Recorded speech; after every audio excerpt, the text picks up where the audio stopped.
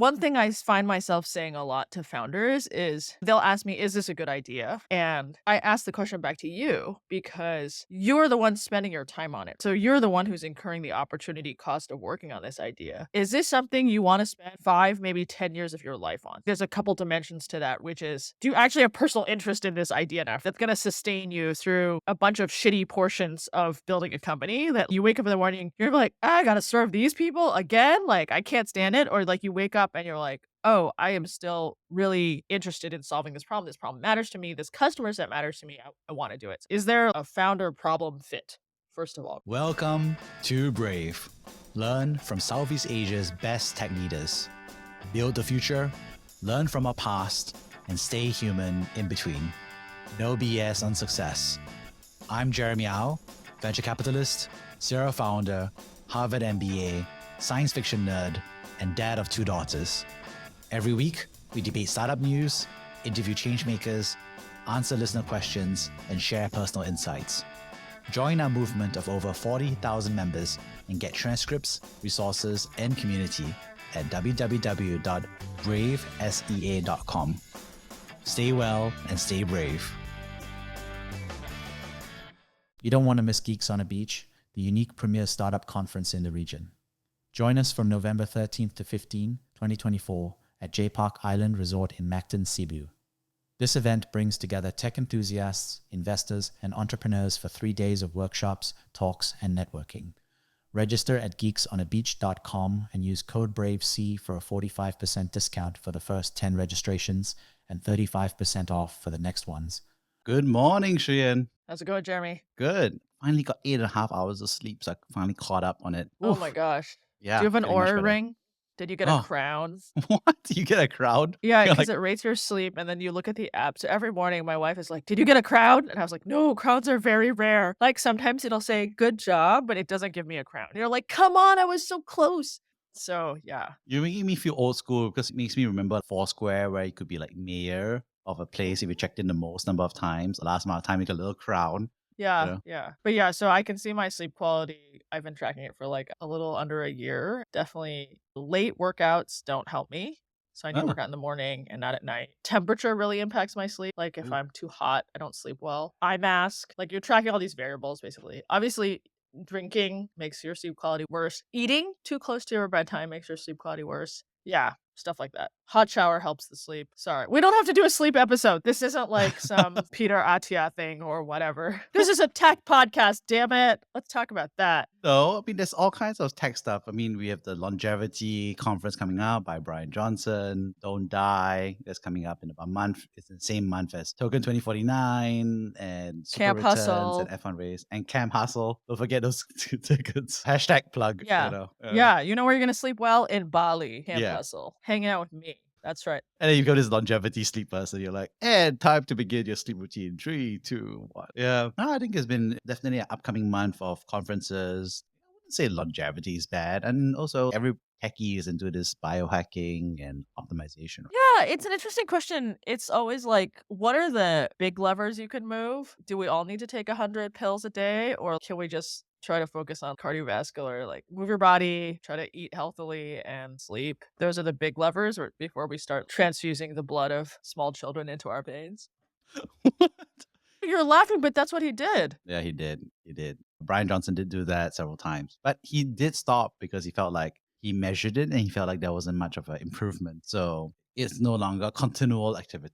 Well, I do have to admit, and I'm like writing this podcast of reflection, I guess, a diary, but I am part of this Rejuvenation Olympics. So it's like this leaderboard of aging that's spearheaded by Brian Johnson, doctor. And I just did that test just for fun. And turns out I'm ranked 252 for the rate of aging, which is obviously a Out very, of how many? I think tens of thousands, but obviously it's a very self-selected group because firstly, it's all biohackerish. 2 is you could access this test, which is primarily available in America. You had to ship it in America. And then 3, of course, is you pay the money to do this test. But yeah, Supposedly, I'm like aging pretty slowly, but there's a one-time test as well. I don't know. I did do it after a very nice long holiday, effectively of 3 months. So I was like, in terms of you asked about what the routines were optimal, I was just like on holiday. I had no stress. I was with my kids. I was getting some exercise. I was eating very healthy. I don't know. So supposedly, I'm like, if you go on the public leaderboards, you're like, oh, Jeremy. I mean, by now I'm probably like bumped downwards by the time you check this thing, but supposedly I'm like aging at 0.8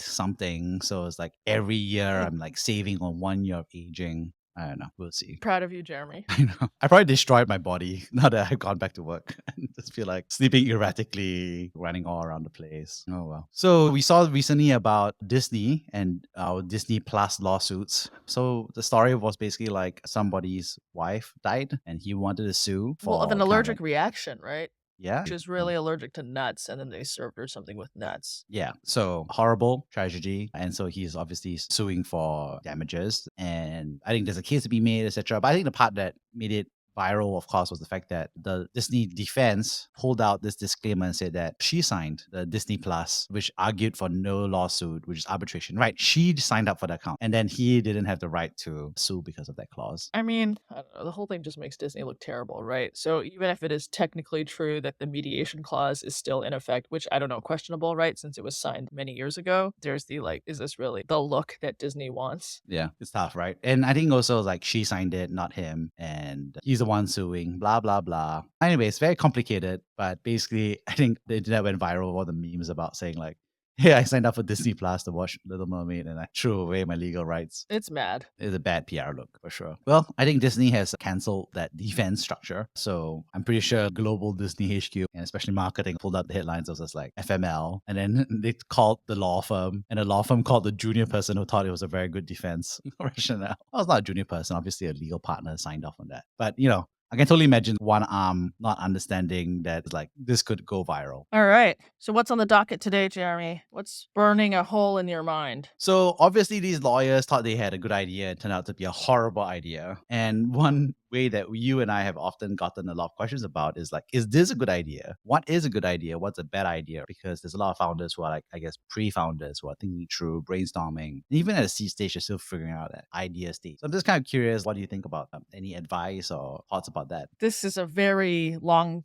discussion that we could have. I have a lot of thoughts about this. I think one thing I find myself saying a lot to founders is they'll ask me, is this a good idea? And I ask the question back to you because you're the one spending your time on it. So you're the one who's incurring the opportunity cost of working on this idea, which is like, is this something you want to spend 5, maybe 10 years of your life on? And I think there's a couple dimensions to that, which is, do you actually have personal interest in this idea enough that's going to sustain you through a bunch of shitty portions of building a company that you wake up in the morning, you're like, I gotta serve these people again? Like, I can't stand it. Or like you wake up and you're like, oh, I am still really interested in solving this problem. This problem matters to me. This customer set matters to me. I want to do it. Is there a founder problem fit? First of all. And then I think there is this sort of back to this opportunity cost question, like, is it a big enough opportunity? Is the potential eventual payoff actually worth it for the time that you're spending doing it?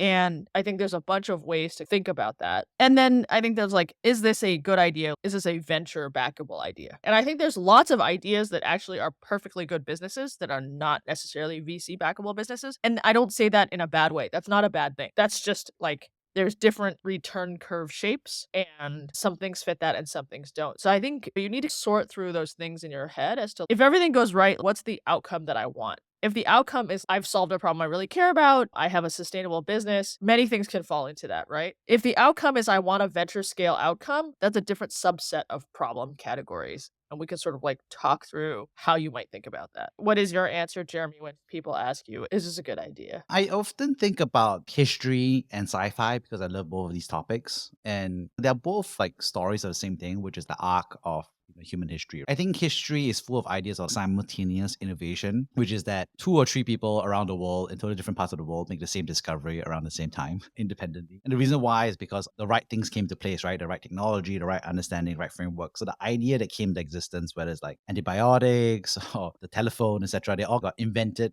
around the same time. On the other end of the scale is the science fiction, where we have all these writers dreaming of the future and saying like, knowing what I know about today and the human life, what would we really want to have on demand? Like, we would like to have driverless cars because nobody likes driving. We're going to live forever because nobody wants to die. We have wars done by robots because everyone wants to kill without being killed. So there's a little bit of narrative arc to ideas. And I think founders are bringing an idea that comes in the next 10 years to today. And I think that's going to be a really interesting moment where ideas are not just something that you come up with, but are a function of what everybody wants to solve versus what's actually possible to solve versus what the capital is ready to fund. And I think that's the interesting nexus, which is not only like, is this a good idea, whether you and I think is a good idea, but this is an idea that human civilization has decided to birth and you're like the midwife or you're just carrying it to term. That's a way more philosophical answer, Jeremy. I don't know. You But asked then me. you're just standing there, you've just given a talk, and 10 people are standing around and be like, well, is this a good idea? And you're like, I don't know. Is Just give this civilization rant. ready I just for pu- you to give birth to this? I just pull out the sci-fi book called Yin and Banks, and I'll just be like, read this book. It'll give you 10 ideas. I don't know. It happens a lot. I mean, I think those big ideas that you talk about, Jeremy, are like often people start with ideas that they've personally experienced. This is why when you go to a university pitch competition, you will almost guaranteed be pitched the same ideas. Right. You'll be pitched travel startups. You'll be pitched food delivery startups. You may be pitched studying startups. Because these are all problems that students have experienced. And then it is like my horrible duty to tell them that these are generally bad ideas. And not because they're not smart or not because you're not feeling pain, but more because there are details of market structure and customer acquisition and things like that that actually make it very difficult for these to be sustainable businesses. So I always say you kind of need to have like 100 bad ideas before you can have a good idea. And partially that is you need to have the experience of working through an idea and realizing for yourself why it is a bad idea before you can start to develop the taste of what a good idea looks like. And so I say this not to discourage people from having ideas. I actually say this to encourage people to have more ideas so they can get to the good idea faster. But you actually need to try to execute your ideas. Otherwise, you never develop that feeling, right? So it's like you can study probability, but until you pay like 100 hands of poker, it's hard to get the feel of it, right? What it feels like when, oh, this is a good hand. I should double down. That is separate from the theoretical knowledge of what the probability of that hand. So I think that's something around like, is this a good idea or not? You need to have some sense of business history and market structure. You need to have some sense of what is the level of the customer's pain. These travel startups, people always love to pitch these. It's always a tool that makes planning your trip easier with friends. And you're like, okay, sure. They're like, oh, it's so complicated. You have so many tabs open. You have a spreadsheet, blah, blah, blah. And you're like, yeah, but would you pay for that? Would you pay for somebody? And like, how much would you pay for that? Would your friends pay for that? How many people do you need to get to pay for this thing?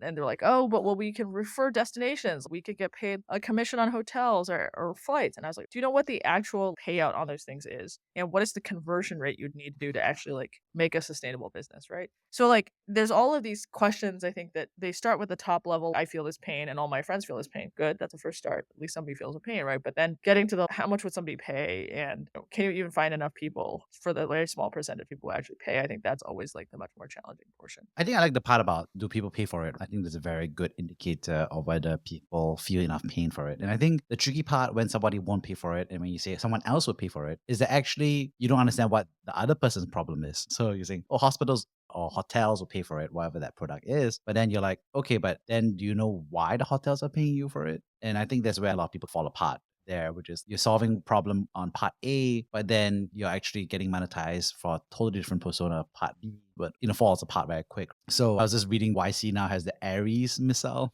which is like they're trying to create cruise missiles that are 10x cheaper, deadlier, and the current generation of cruise missiles. And when we saw that, I was like, you know what? That's actually a no-brainer because if you read any sci-fi movie, obviously missiles and stuff, they can be smaller, miniaturized, more efficient, etc., more deadlier, more GPS, all the DPC, more AI. It can be cheaper as well. But I think the crux that they were correct was that they were saying we want to charge the government for it because the only military is going to pay for it. So I think it was a very clear point of view, which is the military will pay for this, and we're going to help the US military do this. Now, whether that's a very easy go-to-market or not. Obviously, there's a lot of debate, but clearly Underworld and Palantir figured out how to do it. But I think that's where some more direct thinking and a natural consequence of who's going to pay for this is actually quite important. I think historically, founders have held off building things that sell to government because government procurement systems have rather been opaque. Mm. But I do think there is this wave of cracked how to get into that. Defense is obvious with all the geopolitical tension. I think people are much more motivated to go find technology from private sector and to address things that are typically more developed by defense primes or in-house sort of government-led labs. So definitely that's been an area that's grown a lot in the last 10 years.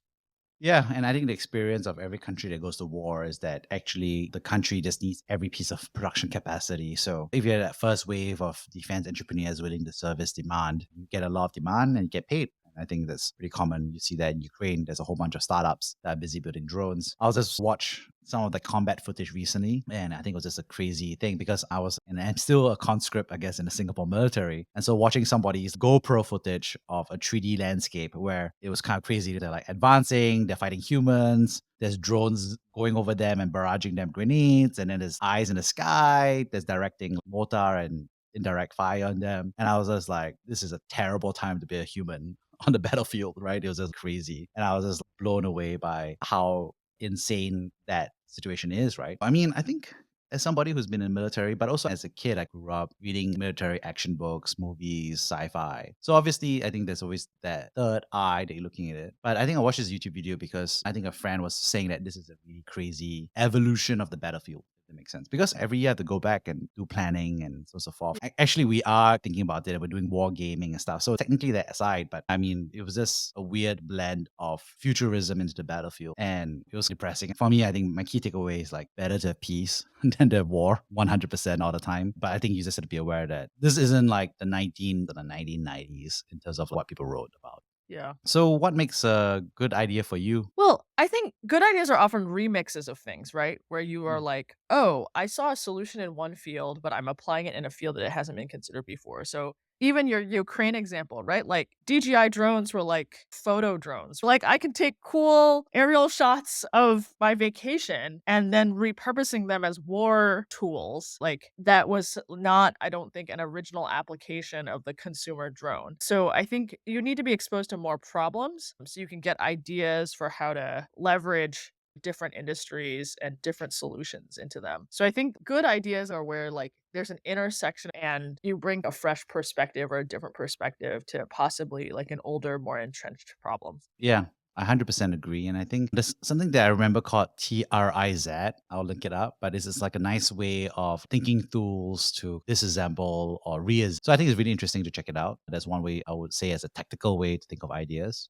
I think the other part that I really resonate with as well is sometimes it just takes time, right? You gotta have a Yes. notepad, you gotta Yeah. write it down. You run into Yeah. something and then you just write it down. And you have a notepad of like 10, 20, 30 things, right? And I think this is something that you pick up because, like a lot of stand-up, this is something they pick up because a lot of like stand-up comedians, they think of jokes in their head and they write it down. A lot of authors walk around and have certain ideas, they just have to write it down. I But really they also recommend that. practice them. They practice them to get feedback. So I Exactly. think there is also just like you have an idea, but can you go talk to a potential customer and be like, hey, this seems like a problem. Like, is it a problem? Or like, tell me more about how this problem actually shows up for you. Exactly. So I think the part about having a good idea is that you're the kind of person who's like has a lot of ideas. It's a little bit of Yes. a quantity game. And then you just be that irritating friend that keeps running ideas by your friends.